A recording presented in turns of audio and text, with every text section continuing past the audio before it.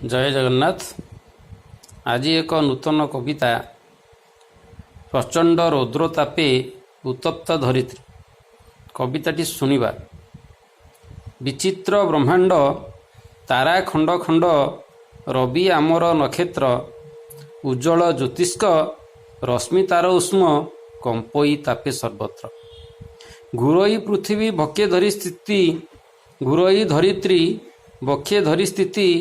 चक्राकारे भास्करर पश्चिमरु पूर्व अविरत भव पासे दूरे आदित्यर नाही भेद भाव आभार प्रभाव सर्वदा आभा समान पासे रूप रुद्र दूरे थिले शीत ग्रीष्मे रात हुए सान प्रचंड किरण झांझी प्रवाहन रौद्र तापे धरा सुखे धरित्री सिहीन जीवहीनी मान त्राही ताही सर्वमुखे दुर्लभ जीवन मानव संतान बरपुत्र धरित्रीर स्वार्थरे पागल एठी सेही खेल स्वार्थरे पागल एठी सेही खल नष्ट भ्रष्ट प्रकृतिर जीव वृक्षलता विनाश करता पहाड़ जंगल नाशे नदी गतिपथ करे अवरोध सुंदर धरित्री धुंसे शिल्प शस्त्र कल परमाणु बल फुटा फुटी परीक्षण प्रदूषण काल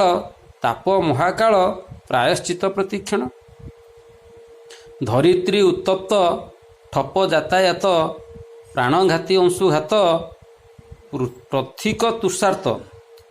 तुषार्थ जीवजंतु सेत जल बिना मृताहत हेज चिंताशील प्राणिक विकल छाड़ी सबु टाल टूल